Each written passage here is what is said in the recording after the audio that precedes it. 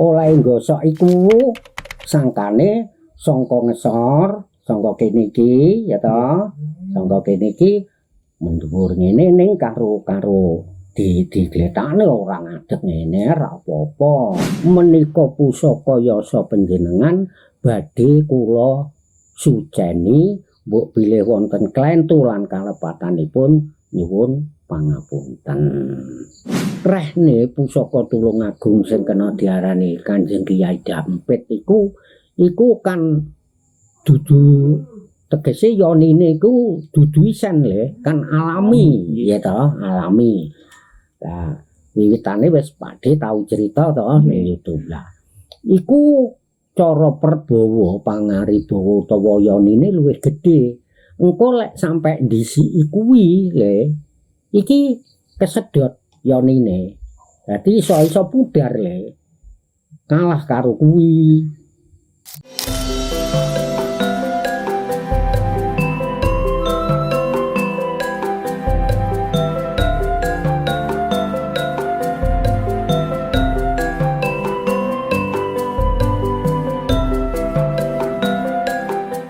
Assalamualaikum warahmatullahi wabarakatuh. Waalaikumsalam warahmatullahi wabarakatuh. Rahayu, rahayu, rahayu sagung dumadi. Rahayu, rahayu, rahayu sagung dumadi. Nyusul padi meneh. Nyangkuk karo padi. Nggih. Ah kene. Lek tombo ngantuk karo umuk Nggih. ya ta. Badhe niki badhe rai niku napa? Wulan Sura. Nggih. Niki wonten tiang-tiang rencang-rencang saking YouTube Pak. Ya. Wonten saking pamundutan. Heeh. Iki napa Pak De? Masalah jamasan keris Pak De. Oh, ngono. Tata cara jamas Iya. pusaka keris. Tapi iki seperti biasa nih Pak De. Moto rumiyin. Nggih. Bener. Iya le. Nggih. Rene ya sing dipundhutne prisa kalebu budaya. Nggih. Mula motone uga kudu diutamake. Dadi manunggaling cipta rasa budi karsa padipokan tirta rasa nguri-uri budaya. Nggih. Tegese nguri-nguri budaya kalih nyangkruk nggih Pak De. Heeh. Tegese mungkin lek pembahasane kadang rada ngaler gitu. Iya. Mboten napa-napa. Ya wong jenenge wong cangkrukan kok le. Nggih Pak De. Ya diarani cangkrukan ki butuh rasane ben merdika, Nggih. kepenak. Nggih. Nyingkiri rasa canggung. Nggih. Dadi kan lek jeneng nyangkruk kuwi ya iku mau Pak De bola-bali wis matur lek dudu forum resmi, Ya. forum bebas. Nggih. Bebas tapi teratur. Nggih. Saiki nyaosi wangsulan kadange dhewe sing mundhut presa bab jamasan pusaka utawa lumrahe ngedus gaman. Nggih. Ya, utamane adate ya pusaka sing awujud keris tombak sapiturute sing pusaka mau dianggep lan dipercaya ana yonine, tegese ana daya pangaribawane amarga iku gaweane para empu sing gedhe banget tirakate. Lah saiki dhisik tata carane ya to pirantine yaiku jeruk pecel. Iku dicampisake karo warangan. Diarani warangan iku ya kudu tumbas le, adate ya ana nggon toko utawa kios sing blok bakul kemenyan utawa bakul kembang iku mesti Wonten. wono ya jenenge warangan. Terus karo katul. Katul Pak. Nggih. Apa tidak pari sing alus. Nggih. Iku pirantine. Lah, tata carane pusaka ya ta sing awujud keris pamane ngene iki. Nah, iki lek ngumbah resik le dadi wiwit sasi sura kepungkur pendak sura yen resik lan ngumbah isih apik le ngene iki isih resik. Iya, Dik. Ora ana karate tegese ora ana nayenge. Lah, mengko yen arepe dijamasi dhisik dikum. Dadi carane supaya resik dikum nganggo bentis le, bentis utawa pace.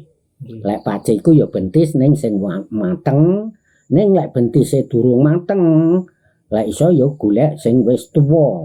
Iku dideplok sing lembut, ya ta, njur diwenehi banyu, lah kuwi diwadahi sing kena diarani diwadahi ana ing anu le, apa iku jenenge cluntang. Celuntang.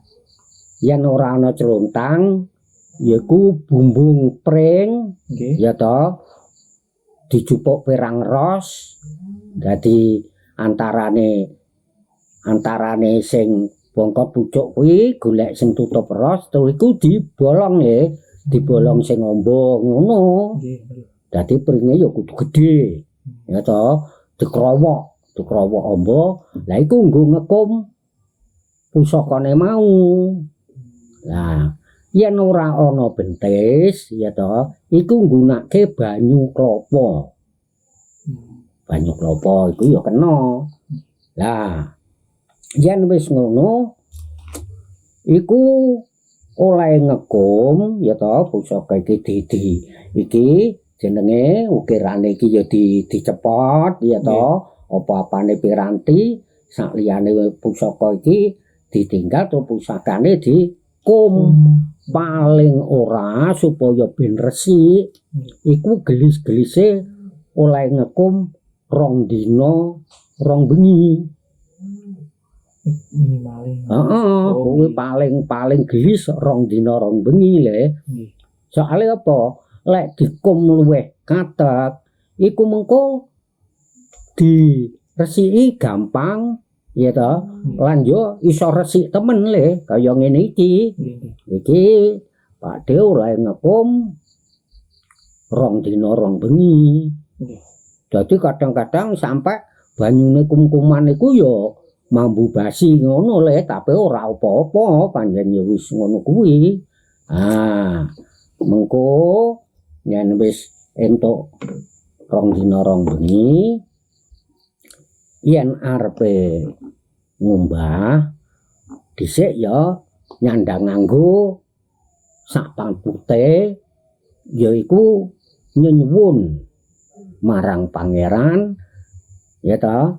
Lah sing disebut oleh nyuwun kuwi dhisikane Duh Gusti ingkang Maha Murah Maha Welas Maha Asih kula badhe nyujani pusaka menika mugi-mugi menapa ingkang mugi-mugi sageta lurus sampun ngantos wonten sambikala. Pisan ping pindho njur nyebut asmane para empu. Ya, yaiku carane nyebut Duh Sang Empu Rama Yadi, Empu Anggojali, Empu Supa, ya ta, lan pangagenging para empu menika pusaka yasa panjenengan badhe kula suceni mbok bilih wonten klentu lan kalepatanipun nyuwun pangapunten. Ya mung ngono iku. Lajeng lek wis ngono ya ta, njur pusaka sing ana kungkuman mau ya ta. Kuwi ya terus dintas. Lah piranti mau le dhisik sadurunge nyuwun jawab karo para empu lan marang pangeran piranti mau ditata dhisik. Lah ngene warangan iku dideplok sing lembut le sampai lembut ya toh, sampai lembut. Lah, mengko ya wis diadahi apa kono, ya toh. Terus mengko jeruke pecel iku ditugel ta. Sepale ngono. Heeh. Ya sepira sak patute ya toh. Terus gaman iku mengko lek wis dientas sangka celuntange ya gawe lemek kayu sing resik, upamane kayu sing resik. Tinggi landisan ngumbah iku. Dadi upamane kayu ya wis dicekel biasa ora perlu repot-repot. Mangane kayu njur jeruk pecel mau yen wis direstel ditutulke warangan. Terus gosokne ngene ya toh. Ya, lah oleh gosok iku sangkane sangka ngesor, sangka kene iki ya toh. Sangka kene iki mendhuwur ngene ning karo digletakne ora ngadeg ngene ora apa-apa. Dadi ya sampai resik. Lah sampai resik ngono. Dadi yen ana tayeng-tayeng iku ya sing sampai ilang. Ngono lah. Lek wis resik, ya toh, lek wis resik njur katul mau kanggo gebek le. Tinggi garinge gebek katul. Ngono, gebek ya gawe piranti apa ngono, aja nganggo tangan diusuk-usukne, ya gawe piranti apa. Ya toh, apa gombal apa anu ditutul ngono, katule utawa ya wis pokoke iki di apa kuwi diburu katul ngono terus digosok gawe gombal ngono sampai kaya garing lan dideleng ngene yen wis resik. Terus iku dipepe sing sampai garing. Sing sampai garing. Ya ta? Lek wis ngono, njur lek wis rampung-rampung kabeh pira sing dijamasi ya toh, wis dipepe kabeh wis garing njur dimentas. Terus iku ya ditata maneh, dituk-tukne maneh. Ukirane yen ana mendhake ngene iki ya ditukke maneh, heeh. Lah mengko nek wis bar ngono yen perlu yaiku terus lek biyen para luhur biyen dedupa ngunjukake matur nuwun karo pangeran ya karo para empu dene nggone njamasi pusaka bisa lurus ora ana sambikala apa-apa. Lah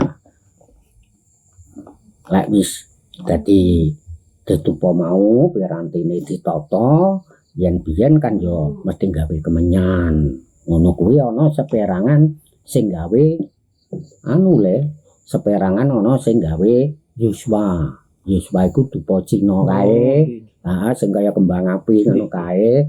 Lah ujupe ya caos. Ya ta.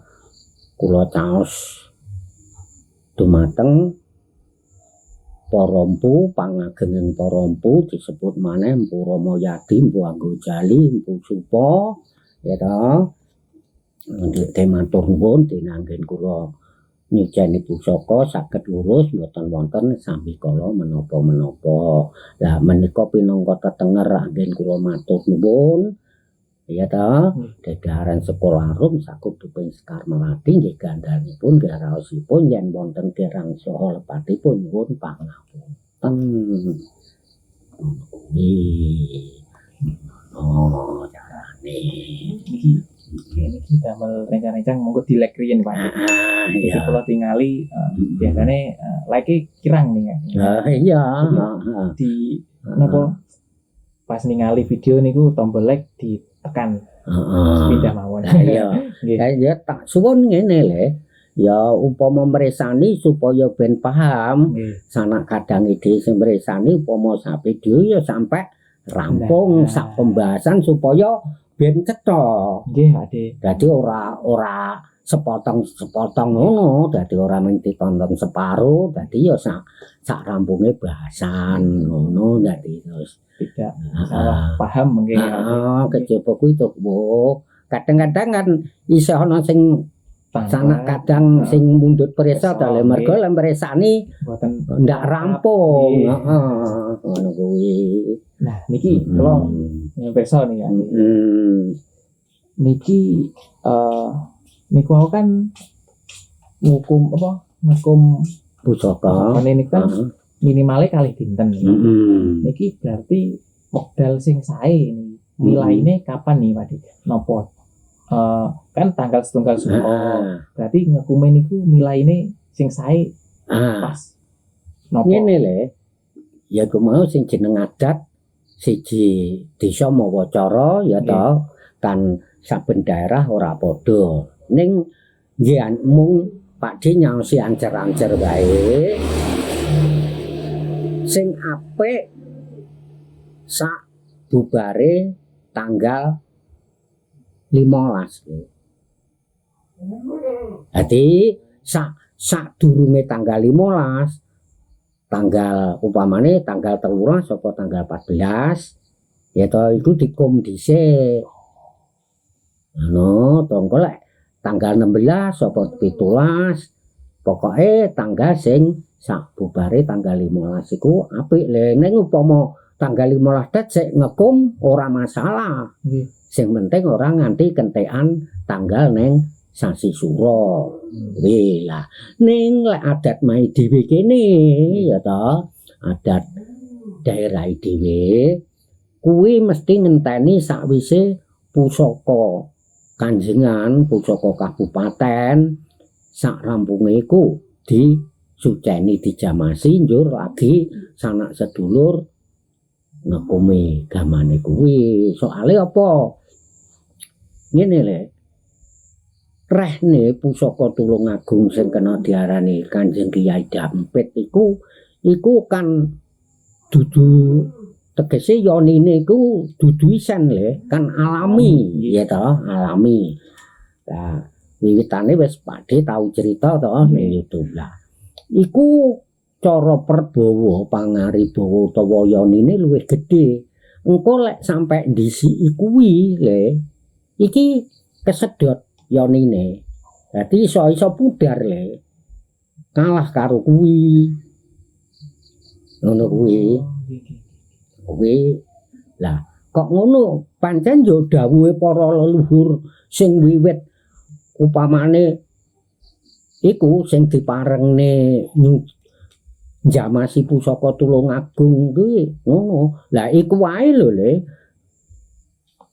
Wiwit seprono mbuh tau pirang puluh taun kepungkur sampai seprene sing njamasi iku wae anak turune sing njamasi sepisanan.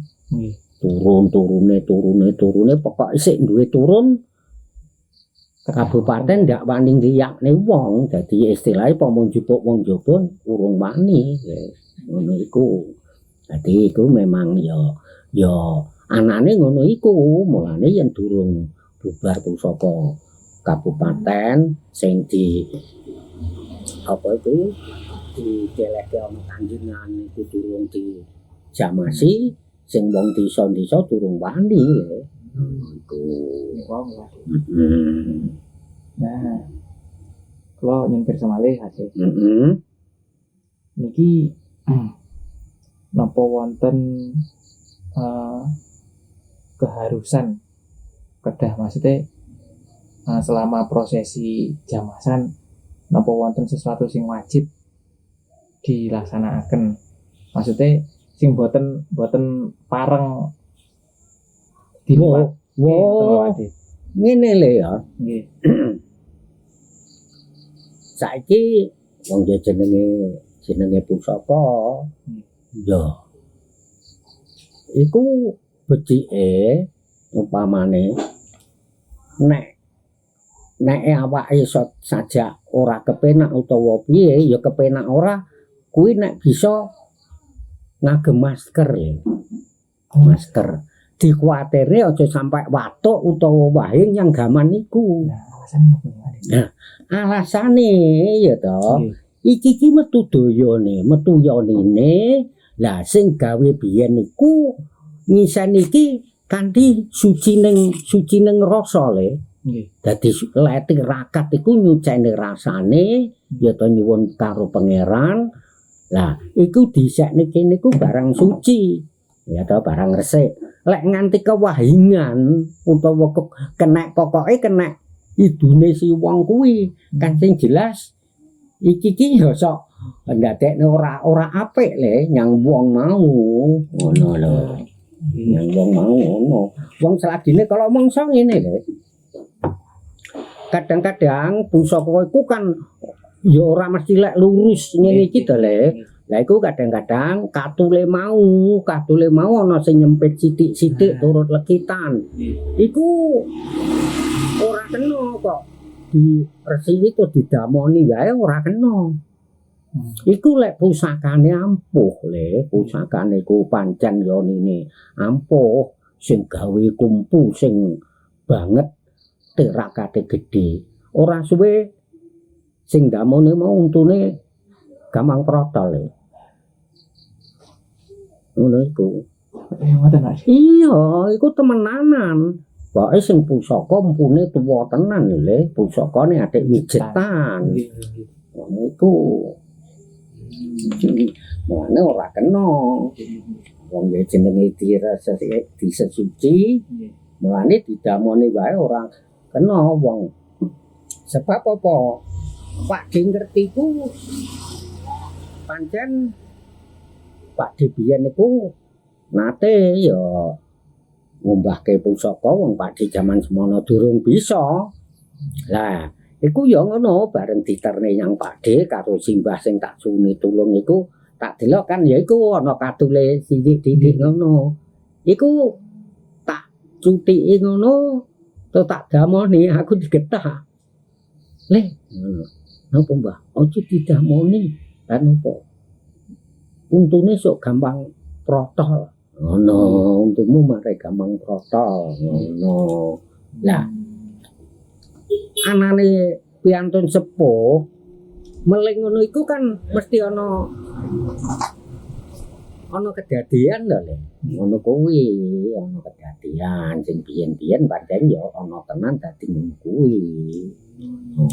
Jadi wonten jejak sejarah. Pancen iku diarep ya bener jejak sejarah ki dudu cerita dudu dongeng pancen ana kedadian temen. Ngono iku. Niki yang bahasan ya, Dik. Manfaat jamasan iki damel napa? Nah, ngene. Nggih. Kok kedah di jamasi. Ngene ya Le ya. Nggih. Iku pinangka tenger, pinangka awake dhewe bukti lek tegese ngajeni ya toh menghargai karo para empu-empu sing padha nyiptake pusaka mau. Lah, carane ya iku wujud tinggalane sing bentuk pusaka kuwi diresik. Iki pinangka tenger, pinangka bukti lek awake dhewe kuwi menghargai ngajeni oleh para empu-empu iku rekoso gawe pusaka iku. Ora beda saiki. Nyapa to kok lek sasi Agustus kudu dimeriahne, kudu di kaya ngono kae. Lah iku pinangka bukti ngurmati karo para pahlawan sing gugur ngebut kamardikan ping pindho ya kuwi tegese rasa syukur, mujudke syukur marang pangeran. Kuwi. Mula ya iku jenenge budaya. Mulane kena ditembungke lan pancen ya ana dawuh aja sok ninggal budayaning leluhur. Ngono kuwi. Dadi ngeling ngono iku biyen mulai merjuangke upamane ya kaya kamardikane negara.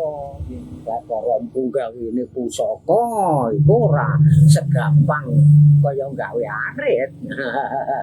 tirakate Ah, iya. naleni sus.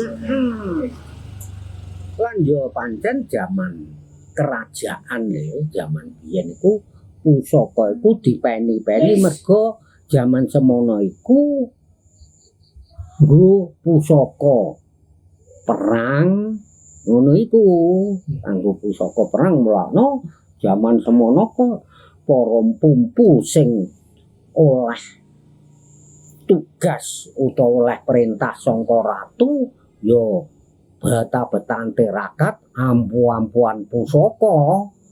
Kaya ceritane keris empu gandring, ampuhe ngidap-ngidapi kaya tumbak Mataram diandele Keraton Mataram Kiai Pleret. Kuwi ampuhe ngidap-ngidapi kuwi. Syukur. Iya, ngono ya. Rasa syukur nunjukake rasa syukur lan ya iku mau ngajeni para empu-empu sing yasa mau.